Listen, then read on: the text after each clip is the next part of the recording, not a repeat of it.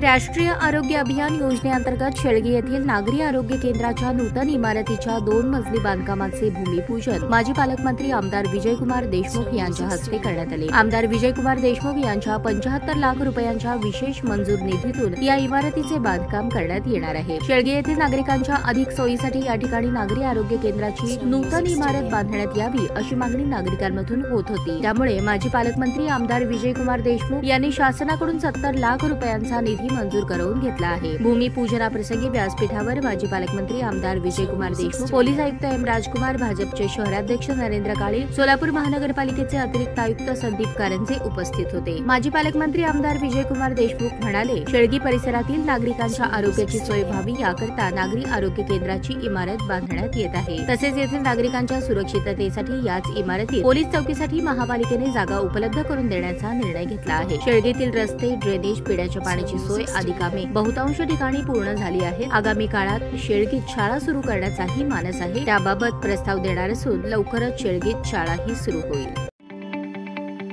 ताज्या बातम्या पाहण्यासाठी प्राईम महाराष्ट्र न्यूज चॅनलला सबस्क्राईब करा।